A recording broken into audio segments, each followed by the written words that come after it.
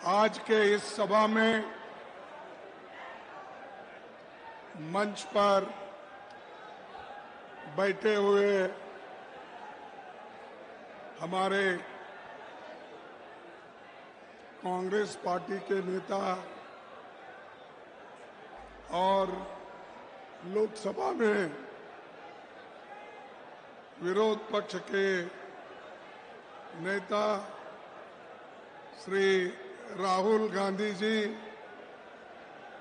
अरे जरा प्लीज थोड़ा खामोश बैठिए, थोड़ा सुनिए कि किस लिए हम यहाँ पर जमा हुए हैं। कम से कम आप थोड़ा सुन के जाइए। वेणुगोपाल जी, जितेंद्र सिंह जनरल सेक्रेटरी, जीतू पटवारी जी, उमंग सिंगार जी, रेवंत रेड्डी जी, सुखवेंद्र सुक्कू जी, दिग्विजय सिंह जी, कमलनाथ जी, जनरल सेक्रेटरीज इंचार्ज और members of CWC, members of parliament, MLAs और दूसरे मेरे साथियों और कांग्रेस पार्टी के सभी मेरे कार्यकर्ता बंधु और मीडिया के मेरे दोस्तों, ये आज मऊ में जय बापू, जय भीम, जय संविधान, ये रैली बहुत बड़ी पैमाने पे यहाँ पर हुई है। इसीलिए मैं हमारे मध्य प्रदेश कांग्रेस कमेटी के कांग्रेस भाइयों को और अध्यक्ष को मैं धन्यवाद देता हूं कि ये जो रैली इसलिए बनाई गई, अभी राहुल गांधी जी ने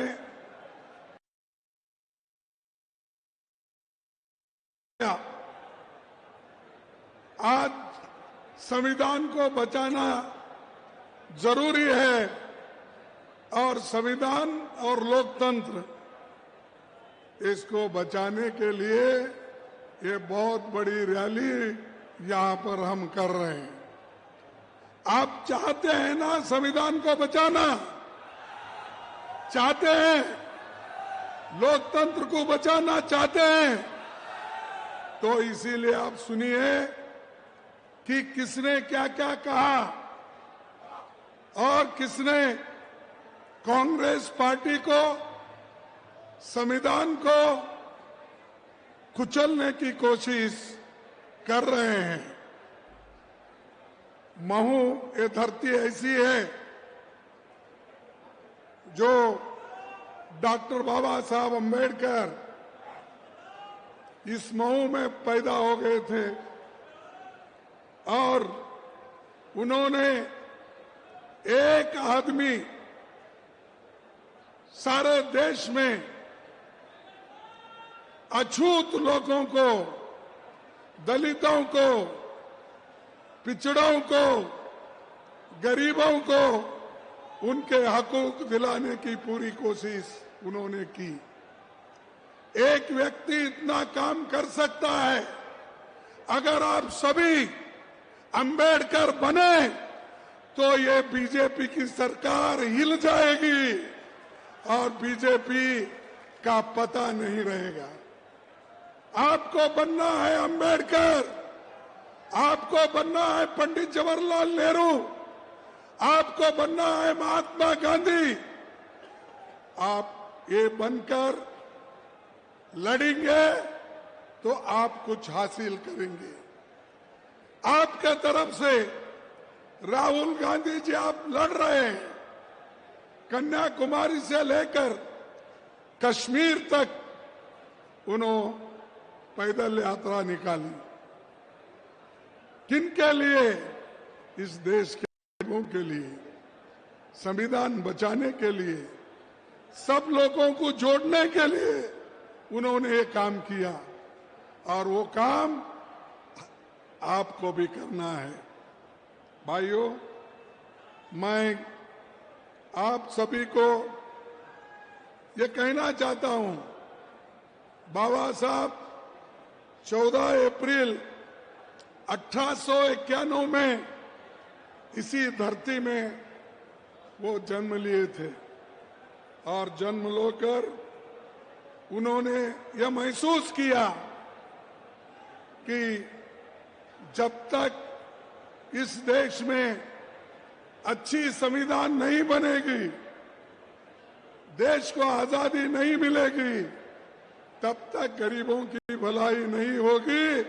ये उन्होंने अपनी बात 1939 में बताई थी। पंडित जवाहरलाल नेहरू जी लाहौर सेशन में उन्होंने डिक्लेयर किया था कि देश को संपूर्ण आजादी मिलना चाहिए, स्वतंत्रता मिलना चाहिए। तब से लेकर लड़ते हुए महात्मा गांधी जी के नेतृत्व में हम आजादी हासिल किए। और आज जो हमको कांग्रेस को गालियां देते फिरते हैं, ये मोदी, शाह, आरएसएस के लोग, बीजेपी के कार्यकर्ता, लेकिन ये लोग देश की आजादी के लिए कुछ नहीं किए। ये सिर्फ ब्रिटिशरों की नौकरी किए, ब्रिटिशर के साथ थे। आजादी के लड़ाई में उनका कोई भी भागीदारी हिस्सा नहीं था। क्या ऐसे लोगों को आप माफ करेंगे? इन लोगों को सबक सिखाना या नहीं? सबक सिखाना है तो एकजुट हो जाओ। एकजुट होके जो हकूक आपको मिले हैं उस हकूक की रक्षणा करो। अगर आप नहीं करेंगे, नुकसान आपका है। नुकसान राहुल गांधी जी का नहीं है, सोनिया गांधी जी का नहीं है, या मंच पे बैठे हुए बड़े बड़े लोगों का नहीं है। नुकसान है दलित, पिछड़ा, आदिवासी, गरीब, इन लोगों का नुकसान है। इधर सोचिए आप। और जब तक अपनी सोच इधर नहीं रखते, तब तक तुमको कोई हकूक नहीं मिलेगा। आज मैं आपसे कहना चाहता हूं कि समाज में लोगों के समानता स्थापित करना, ये बाबा साहब का एक एम था। और उसीलिए उन्होंने बहुत से कानून रचे। उनको संपूर्ण अगर सपोर्ट किसी ने किया, वो पंडित जवाहरलाल नेहरू जी और महात्मा गांधी जी ने किया। वो करने के बाद ही इस संविधान के अध्यक्ष बाबा साहब अम्बेडकर बने। बनकर उन्होंने इस देश को एक बहुत बड़ा देन दी। तो भाइयों, मैं आपसे यही कहने वाला हूं, आप कुछ हासिल करना चाहते हैं, एकजुट होकर मेहनत करना चाहिए। और जब तक आप एकजुट नहीं होते, आपको मंदिर में प्रवेश नहीं मिलेगा। आपको जब आपके बच्चे शादी करके घोड़े पे सवार होके जाते गांव में से, वो अधिकार आपको नहीं मिलेगा।